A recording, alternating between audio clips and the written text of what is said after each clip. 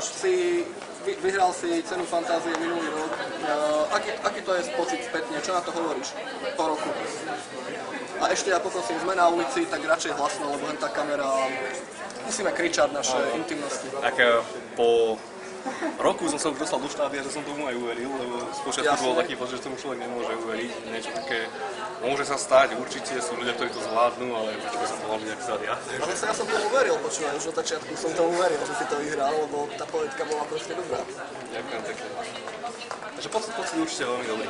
Dobre, malo to nejaký vplyv, nakoplo ťa to na nejaké ďalšie veci, alebo ťa to úplne zablokovalo? Lebo ja mám napríklad, keď som niečom úspešný, tak mňa to úplne zablokuje a už tam neviem ďalej pokračovať, takže malo to na teba nejaký dopad, alebo?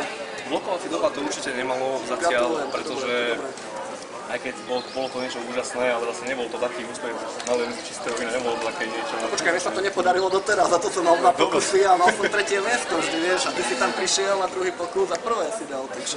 Dobre, ale chcel som tým povedať to, že tým, že človek vyhrá cenu fantázie, je perfektný začiatok, ale nie je to niečo, že by si človek povedal, že teraz začalo už nič viacej sa nedá dosiahnuť.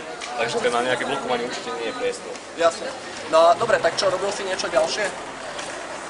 Snažil som sa rozpracovať niekoľko ďalších projektov, ale som si povedal, že tomu treba dať čas. Nešlo to tak jednoducho, ani Čierna odroda napríklad nešla úplne jednoducho, nevedel sa do dňa na deň. Takže mal som to aj dosť, som striedal zamestnania, musel som sa venovať aj iným veciam. Ale teraz vyzerá byť to obdobie také kľudnejšie.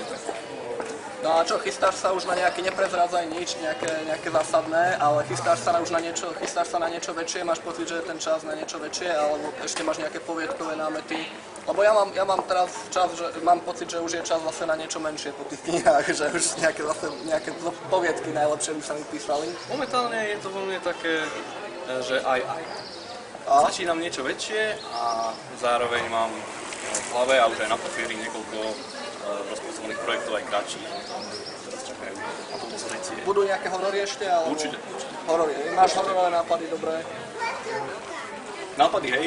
Teraz záleží práve na tom remesle, aby sa to dalo do praxe tak, aby to malo hlavu. Dobre, super, OK. Díky moc a držím palce. Ďakujem. Maj sa. Čaute.